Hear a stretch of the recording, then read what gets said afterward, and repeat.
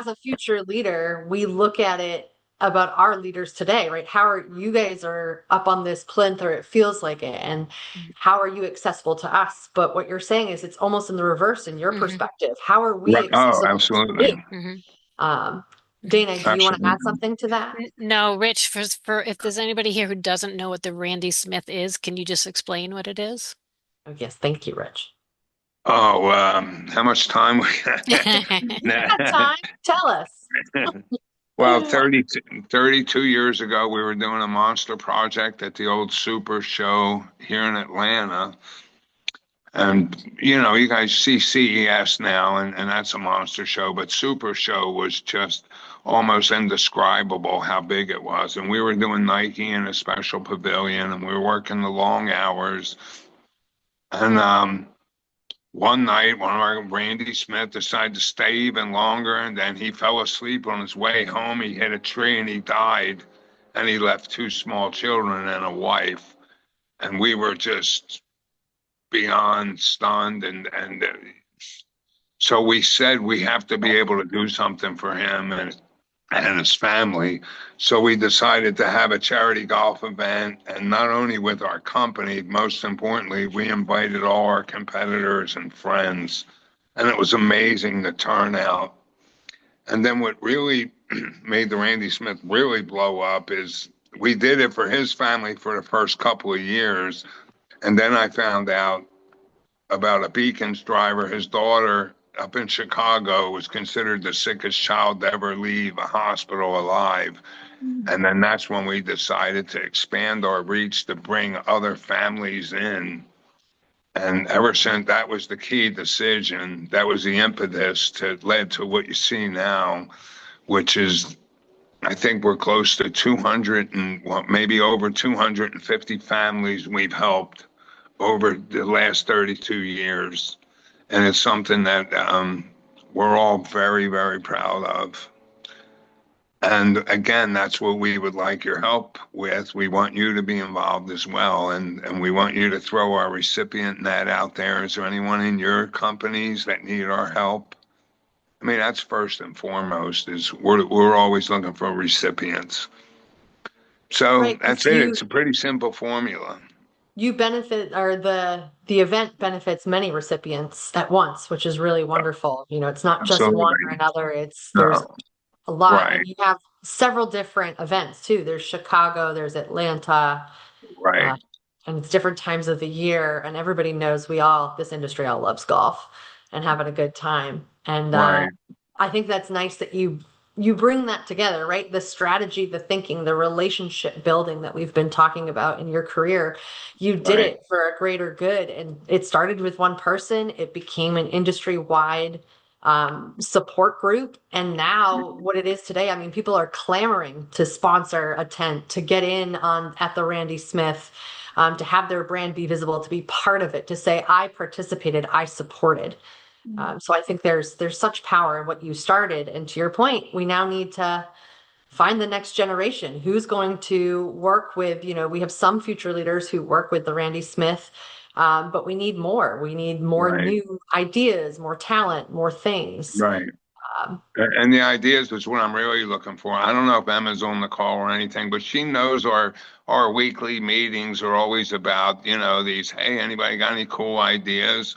And we were kind of kicking that around earlier in our pre-show meeting when I think it was Ashley showed us her rescue dog and Dana was like, hey, why don't we do, so I mean that was a cool I don't, Lynn, is that possible for us to be able to have a bunch of rescue dogs on a golf course? In Well, a we can tent. always ask. Yeah, right? right. But I mean, but that's exactly the kind of thinking we need, Right. fun stuff like that, I mean, and And it's to neat and And if to we could, Dana's point, it's one of those, right? Like take it up. If someone's interested in doing that, we urge you to right, take up that helm and go for it. absolutely. Go find out if That- puppies can be allowed at a golf course for an right. adoption type feel, and then bring it to the team, right? Don't That's wait. perfect. I think that's our Perfect. point here is don't wait to be asked to do something. Take it up and Right. do it. Try. we're not risk adverse. We're not risk adverse. We'll try anything. We've had cart decorating contests. We've had, the tents have been a huge success. We've done so many things through the years, to just try, to make it as happy as possible. Fundamentally, the Randy Smith is you have all this inherent sadness with all these people that are sick and have passed away. So you have all this inherent Good Friday. Well, you can't have Good Friday without Easter Sunday. So we try to interject as much Easter Sunday, as much happiness into all this sadness. So it's a balance. So we never wanted it to be a funeral. We wanted it to be a celebration, Mm-hmm. And I think you've a achieved that. gathering. Mm-hmm. Well, thank you. Yeah. All Yeah. of us. We've all achieved that because there's company like Lens that every year they come up with something different in their tent and they send 8 golfers, and unfortunately they've had families that were recipients. So that's why it worked. Mm-hmm. Mhm. One of those events that has a ton of positive energy. And to your point, Rich, I mean, you guys are older than me, so I can say this. You guys are getting to a point where you want to make sure you're passing the baton. So if Right. there are some future leaders who have great ideas, farm them to you. But also, like Emma, if there are future leaders who wants to be part of that committee, they just need to speak up, reach out to you guys, and get on the committee while you're younger, because eventually you guys, could be the main helm of that committee and have it continue on.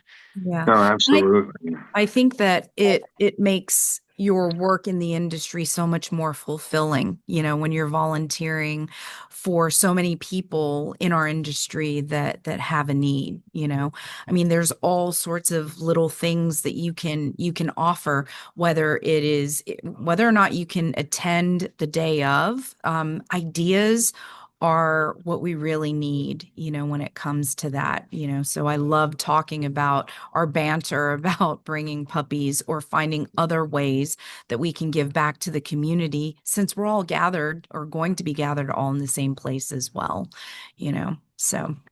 I think we need a future leaders tent this year, and it's completely you're empowered. Go do whatever you want. Come up with something. Come up with a cool theme.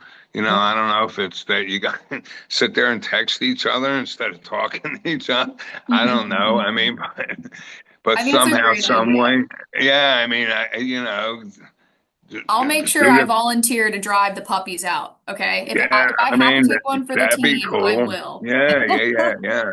Yeah. Dana and Lynn, before we jump to because I can't believe our hour is almost up, before we jump into our Q&A from the audience, just one last question on your own roles in shaping the industry. Dana, you work with the university affiliations. Lynn, you're out with a lot of the different chapters and the committees as well for EDPA. Well, you talked, Lynn, about what it feels. It's good work, right? Like I feel that too, of doing something beyond your own role, even though it's going to take more time. Who has free time these days? But the fact that you guys make that time because it's important, Yeah. how do you see that in your role and in our roles as future leaders for the EDPA and the greater good of the industry? Go ahead, Lynn. I think it allows me personally to bring the best version of myself to work every day. I think that EDPA's role in shaping the industry at large is at a grassroots and a local level.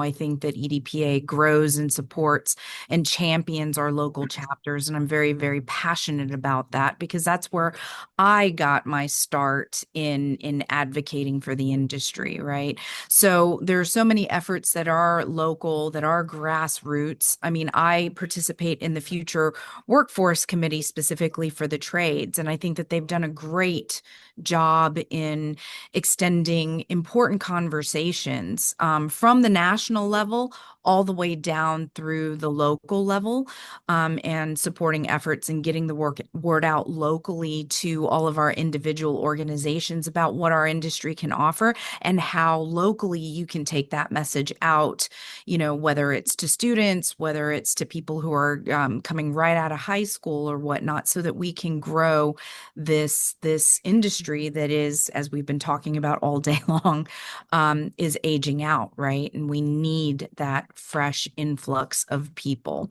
So I think that EDPA has done a great job also in engaging the leaders in each of these organizations to get their employee base more involved at the industry level, whether it's at a regional chapter or whether it's at a national level. It's huge. You know, we need to expand the reach beyond executives and those in leadership and management, you know, and that's why it's so important for future leaders to be involved in all of those efforts, you know. And I know that all of you will continue this inclusive initiative that really bolsters and strengthens our industry at both levels, right? So I encourage people to, if you can't get involved at a national level, to take a look at your local chapters and see what committees they have available to you where you can really make a difference, and it all rolls up to the national level as well. Mm-hmm. Yeah, so a similar type-ish question I'll answer, but so right now, bear in mind, I'm going to tell you what I do right now at the EDPA, and I'm going to go backwards so you can kind of see the path. So right now, I'm on the board of directors with National. Above board of directors is the executive committee, which is a much smaller group of some of those board of director members. So it's like 6 people. Board of directors is probably about 20, 25-ish of us. Before that, I was EDPA Northeast chapter. I was one of the like 5 people that restarted that chapter. And that was probably, I don't know, Jillian, how long ago? 10 years ago, maybe, when that chapter was restarted. Before that, though, I was running the mentorship program for the EDPA University's affiliation committee. Before that happened, where I was invited to do that, I was just one of the regular mentors. And the reason why I had been invited to become a mentor was because probably about 25 years ago, I lobbied to go to one of the event design summits. So get exposure to things, all sorts of things. That was part of my continuous education stuff. I'm like, during a review, I let my manager know I wanted to go to a couple industry things every year. One might be a trade show, one might be some sort of other educational event, right? So one year I went to an event design summit. At that event design summit, I met Mitchell Mock. That's a funny story for another day. I also met the creative director for Star Exhibits at the time, who no longer works there. He, at the time, was helping with Joel. I can never say his last name. He used to work as Zarnowski. And he was looking for more mentors. So after that event design summit, I got invited to be a mentor. So for years, at the exhibit company I worked at, I was a mentor for design students. I didn't really understand what EDPA was. I didn't really get it. I didn't know. I didn't care. I just thought it was really cool that I could help somebody, because I felt like when I first started, I didn't have somebody take me under their wing, and I wanted to do the opposite of what I didn't have, right? So I was already a mentor for years before I was invited to take over the program. And the reason why they asked me to take over the program was because when they would reach out to me every year to see if I wanted to do it again, I'm like, hell yeah, this is one of my favorite things to do. So just because of my passion and how I never like was lax at it, I never missed it, I was always on top of it. They're like, oh, like Rich, someday he's looking for people to take his baby, his egg, and not break it and not drop it. Someone passed me their egg. So that's how I ended up running the mentorship program. And then as years went by, when that mentorship program became stronger, like now I co-chair it with Justin Dworak of Star Exhibits. He's a competitor. I've never worked for the same company as Justin, but we kibitz all the time, right? And it's the swords down thing. So I'm constantly learning, because when I'm trying to help other people, I'm actually feeding my own brain and helping myself. So if you're thinking, well, someday I want to be on the EDPA board of directors, start like Lynn and Jillian and Ashley is saying, start local. Like go to your local chapter events. In the beginning, for the longest time, I would pay out of pocket for my own ticket, just because I'm like, well, I want the exposure. I want to learn. I want to see what's going on. And plus back then, which I hate that now I sound like the friggin' old lady all the time. I used to make fun of these people. That's me now. Anyway, when I first started, like we weren't really invited to those things. It was kind of like, no, you're just a doer. You're a worker bee, right? You're just a doer. It was really for the people who own the company or the, really high ups. Nowadays with EDP, it's not like that. Everybody's invited, all different levels, especially because they're always planning for future workforce and future leaders. So it's not just for the dudes who own the company. It's for everybody, all different levels, including design and all the things. So start local and you'll find out you just get sucked in. And then eventually you'll find the areas you're passionate about. And those are the ones you're going to have more exposure, meet more people. And eventually you're going to be going up this weird food chain. Although I hated thinking of things like totem poles and food chains, but that's kind of what it is. You just get more involved and more involved. I I just feel want like to you call have out. the, Oh, oh, go sorry. ahead. I was I gonna was say, I gonna, just want to call out Phoebe's comment. Everyone should have a seat at the table because yes, to that point, uh, what you did, Dana, what we should all be doing, right, is not asking for permission, is going ahead and doing it. And if it means paying for something out of your pocket because you want that experience for yourself, that's okay to do. I mean, hey, if you can write it off in your taxes, right, it's tax season and do something for a nonprofit, go for it. But the point is, don't wait to be asked. Try to continue to grow that of yourself. Even if you go to an EDPA event and you're not really part of the board or the committee, but you say, hey, you know what? Can I help volunteer for the registration table for the first 30 minutes of the event?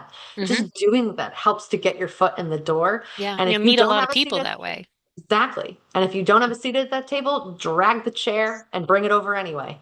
Yeah. I think the so first couple of years I was a mentor, I don't think anyone at my company knew because I was afraid they'd tell me I wasn't supposed to. So I just did it anyway. And I figured I'd beg for forgiveness later if it was a mistake. that's a great way to do it. And I think it's the lesson that bears repeating is advocating for yourself, advocating for what you want, what your goals are, and continuing along the path that is meant for you. And eventually you'll find your way. But with the time that we have remaining, we want to kind of pivot a little bit and move into our Q&A. There was a question that was dropped in earlier that I think is a great question to touch on. So for the group, what practices do you have for balancing family time while still in pursuit of career advancement, knowing the pursuit takes longer hours and more travel days? I know that we all think about this. I think about this on a daily basis, and all I've got is that little thing right there. So I would love to hear from you guys. Lynn, do you want to go? Yeah, sure. I think that one doesn't necessarily have to preclude the other, but you do have to set good boundaries for yourself, right? I was on the opposite side of that spectrum for many years. I had a young son, was traveling internationally quite a bit, and I got nothing is truer and more heartbreaking than, having a 7-year-old boy tell you that everyone in town thinks that the nanny is his mommy. Oh, And with that, I made some tough choices for myself, and it was because I didn't put those boundaries in place. And so the good news is that you can always redirect, how much time and balance that you're going to require in order to pursue your career advancement, while at the same time keeping in check that you do have a family or you want a family, and that you also need to be mindful about filling up your cup and making sure that you restore yourself as well. Because if you are going to work a lot more longer hours, you're only going to end up hurting potentially the output that you're putting out there anyway. And I will tell you that in today's day and age, I think that a lot of leadership and executives are wanting to provide that work-life balance for employees. And if they see great aspirational work from you, it doesn't always translate to you having to stay at work until 10 o'clock at night just to prove that you're valuable and that you bring a lot to the table. So it is a balance. It's really trying to understand what your own boundaries are, setting those, sticking to them with the intention of making sure that your cohorts and your leaders also see the value that you bring. Doesn't necessarily always require more hours. It's just being really good about your time and your boundaries. It's a great answer, Lynn. Very good advice. I would say I suck at this, but I've been better since COVID. So I would say pre-COVID, I was probably the example of what not to do because I didn't have kids. So it was so easy for me to like I didn't have a laptop years ago. So you just keep staying at your desk. I would be one of the last people in the building all the time. Or if it was like, hey, we need someone to go present 3 concepts, we can't send 3 designers. Dana, will you go? I'm like, sure, why not? Like, I can't tell you how many times I flew to Chicago there and back in the same day, or fly to California and then fly back for like a farmer presentation. So I would just say sometimes that in this industry you're going to have to work a lot of hours that you don't really want to. And we all know that's what the industry is. So do it when you need to, but really distinguish when you don't, and when you don't. And be present with the people in your family and your friends when you're not at work. Stay away from your phone and that sort of thing, because there will be times where you are just MIA, right? And the other thing is, I would say protect your health. I think there was a chunk of time I worked too much and it was detrimental. And I don't even really drink coffee, but like just protect it, because there will be a time where, and again, sound like a friggin' old lady again, but at some point your health is gonna start sucking no matter what, because you get older, so protect it while you're younger. Yeah, so just do all the things. Like I am the worst critic of myself, is like, oh, I need to also do this. I need to also learn that. I need to remember this. But you know what? You can't be on all the time. Like I had a creative director once who said, even racehorses can only sprint for short distances. So don't be a racehorse everywhere you go. Yeah, that's great. And I also think having like a solid routine that makes you feel refreshed and ready for the next day to kind of continue to give you that energy is one of the best things you can have, especially in this industry.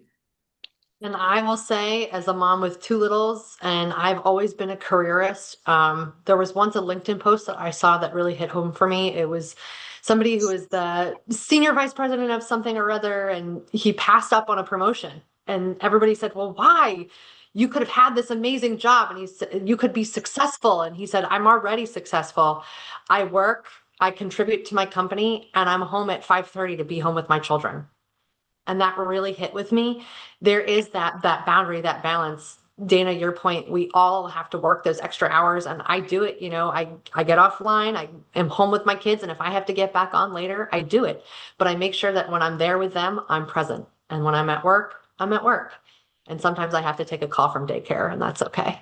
And I don't have kids, but I also I'm very authorized to say this. There is no more important job than being a parent. Agreed. Right on. I think that is a great way to wrap up today's webinar. I think our top tips really have come home that, be strategic, not just in your job, but in how you look at your life, as to what does success look like to you, as to how much you want to contribute to others. Use your passions and let that drive you. There were a lot of good nuggets here, Dana, Rich, and Lynn, with how to be intentional, and how to, even just when you don't realize you're being intentional, looking at the people around you, building up your network, the community that you have, listening to each other, learning from each other, and how that really helps you to forge your path forward, whether you know it or not. Ashley, is there anything else you want to contribute? Don't forget to advocate yourself. Advocate for Absolutely. yourself, if I can speak properly. It's been a great hour. It Thank has. you guys so much. Thank you everyone for joining us today. There should be, I think, a slide with some QR codes if you want to connect more with any of our speakers. Be sure to follow us on LinkedIn. If you are interested in being connected with a mentor, please drop your name in the chat or reach out to myself, Jillian at aluvision.com. I'd be more than happy to connect you. Awesome. Wonderful. Thank you guys so much. It's been a great hour. Everyone, happy St. Patrick's Thank you. Day. Happy St. Thank you Patrick's for Day. Thank you.